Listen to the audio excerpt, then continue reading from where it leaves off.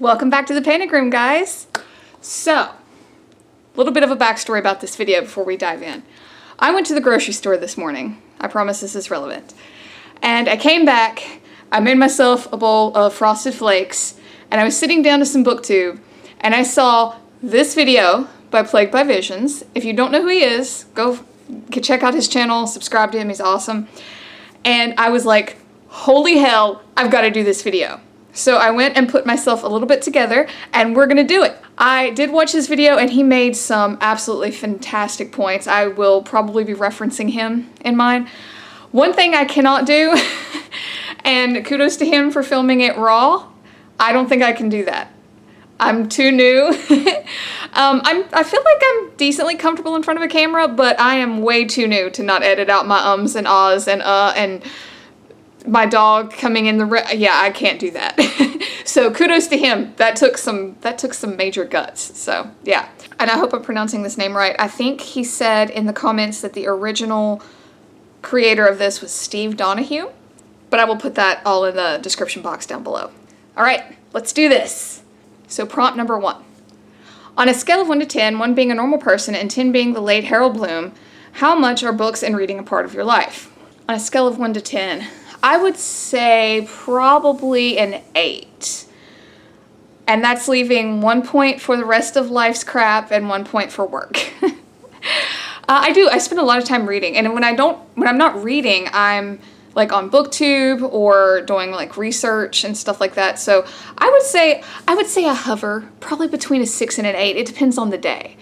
Like now, you know, life is kind of chaotic with our move and stuff, so it's probably not up to what it usually is. But yeah, books have always been a huge part of my life. That was a huge deal to me even as a kid, you know, like I liked toys, but I also really liked my books. So yeah, I would say I hover. It kind of depends on the day. Some days it's a 6, some days it's all the way up to an 8. I mean, heck, if the weather's right, it could be a 9.5. So prompt number 2. Where does your personal library stand right now in relation to the rest of your life? Do you have more books now than you ever have? Fewer? How has your library changed? I definitely have fewer now than what I've had in the past, but that's a conscious decision. I don't just buy any old book. I have a wonderful library at my disposal, and Plagued by Visions, I'm so sorry that your library sucks.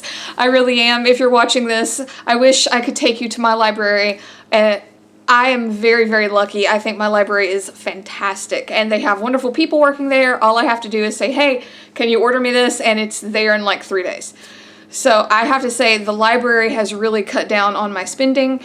I think I mentioned it in a past video, I'm pretty sure I have, that I am currently really working to try and pay out a student loan right now. I want that damn thing gone. I can't stand paying that bill every month, and I am putting all of my extra money towards that to try to get it out of my life. Once that's gone, all bets are off, baby. No, I'm kidding. But I have really tried to rein in a lot of the spending, and so I am taking advantage of resources. I'm very much a tangible person. I like to have the book in front of me, but I have been kind of diving into more ebooks just for the simple fact that they usually are cheaper. But I love the library for this purpose, and as such, I have really trimmed my collection of books down. I can say, though, that the books that I do have, I truly, truly love. And I have them for a reason, other than, hey, here's a book. All right, prompt number 3. Take a mental step back, ask yourself, what is the most likely first bookish impression a newcomer would have in your home? I'm going to do this based on the house that I used to live in my previous state, because I had the best little living room. It had these 2 built-in bookshelves, and more than one person who came into my house, because the front door came right into our living room, would comment like, wow, you have a very large book collection. And I don't know if I've mentioned this, but I have a thing for, like, I like to study cultures. I like to, study religions and different philosophies and things like that.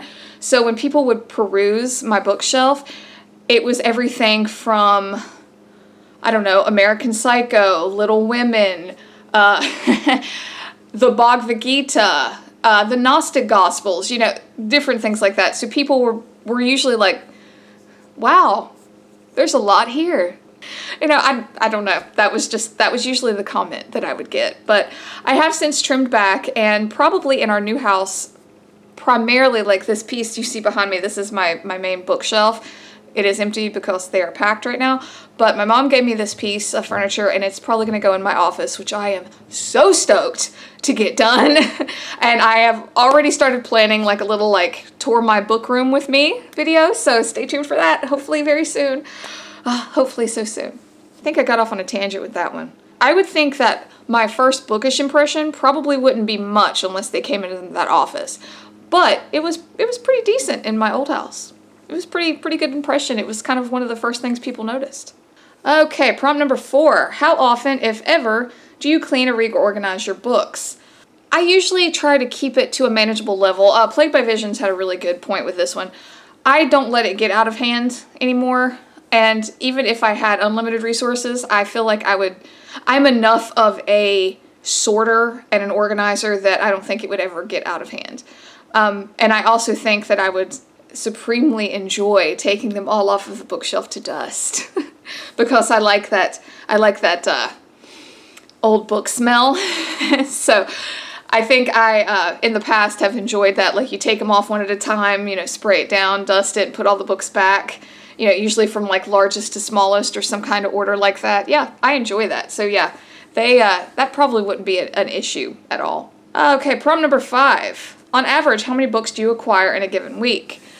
This goes back to the whole debt payment thing. I don't buy a ton of books. Every now and then I will. I'm not saying that I'm against it. And if I find a really, really good deal on it, I'm definitely going to pick it up if it's one that I want. But, you know, by and large, I go to the library and I can get as many as I want, you know, till my little black heart is content. So I don't accrue a whole lot during the week.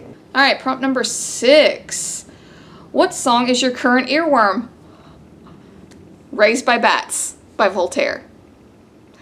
I wish I could put like a little snippet in this video, but I will link it down below. Do yourself a favor, pause, go look up that video, and then come back. Tell me it doesn't make you smile, at least a little bit. I have had that in my head for like 2 days now.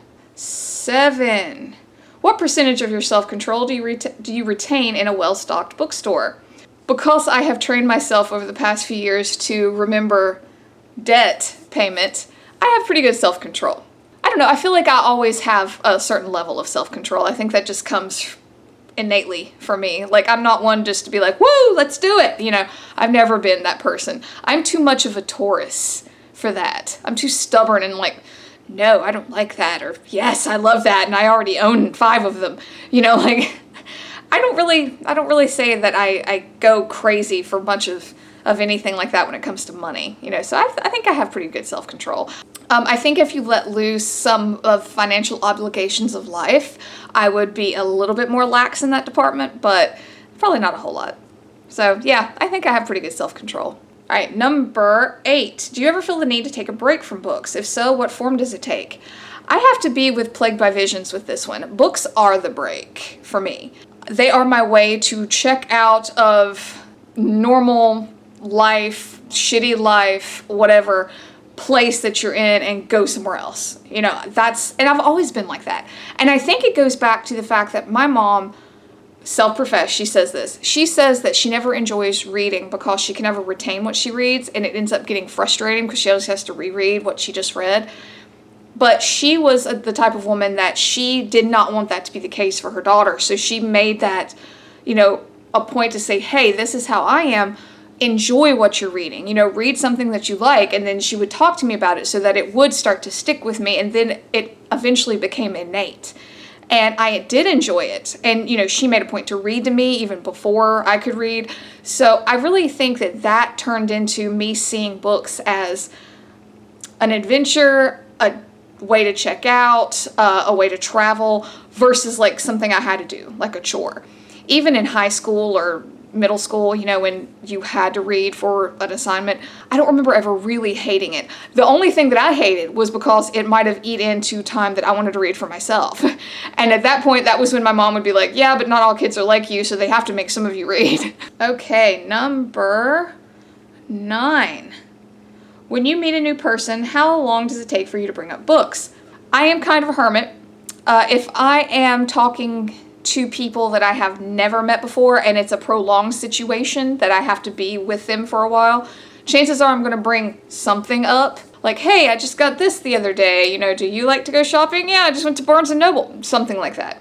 You know, it really depends. I don't talk to a whole lot of people, truth be told. I mean, I told you guys in my little booktube newbie video that I started this because I moved to a new state like 2 years ago and I don't have many friends. And I have no friends that really read like I do. So yeah, that's, I'm kind of here for that purpose. And I think all of us, we love to talk about books. So yeah, I hope that answers that one. And number 10, have you ever given any thought, made any provisions to your personal library for after you croak? I have not, but I was thinking about this when I was watching Plagued by Vision's video. I have always tried to make it very apparent to the people around me that when I die, everything is up for grabs if it can help another person. And that includes like this. I want anyone who can benefit from me, like if I drop down dead and all my internal organs are okay, I want them all to go to other people. You know, my skin to go to like burn victims. I want my hair to go to people who are fighting cancer or on chemo or whatever. You get what I'm saying? I mean, I'm dead. I don't need it. I should have to be like, okay, I want this to go to this person. I don't really have anything like that. If somebody can benefit from something from me after I'm dead, take it. Give it to them. You know? So I would like to think that the people around me would know, like, hey, you know, she really liked these books, you know, maybe we can like donate them to a library or donate them to a school or, you know, what have you. I think I have cultivated that with the people around me enough that they're going to know. They're going to know. And now it's on the internet, so they have no choice. Number 11, last prompt. Are you known among your friends and loved ones for your weird and probably unhealthy relationship with books? Probably not friends. My friends know that I read. I wouldn't call it unhealthy. I have always been the reader in my family, though, and that includes extended family. I've always been the one that reads. You know, I had the jokes made of me when I was like 9 years old, sitting on the front porch reading a book. You know, an aunt would drive by like, oh, there she is reading again. Stuff like that. My favorite movie of all time, Beauty and the Beast. I love the story. I actually do collect like that particular story in literary form. I remember being a very little girl and there is a line from one of the songs in the Disney movie that says, and her nose stuck in a book. And I distinctly remember an uncle singing that to me as a kid. I guess among my family, I've always been known for that. But again, I wouldn't call it unhealthy. I don't think it's unhealthy. So guys, that's it. What a fun tag. I am so glad I saw this. So I got this from Plagued by Visions. I will have his information down below. And I believe he said the originator was Steve Donoghue, so I will have all that in the description box. But you know what, guys? I tag everybody. If you're watching this and you haven't done it, do it. I thought this was so much fun. I thoroughly enjoyed his video, and I'm so stoked that I get to put one out too. And I've got a really awesome book coming next. I should be posting the vlog for that book in the next couple of days. So stay tuned for that. It's, whew, boy, is it a good one. Anyway, thank you guys for watching. Please like, subscribe. It would really help me out. And thank you for coming to the Panic Room. Bye for now.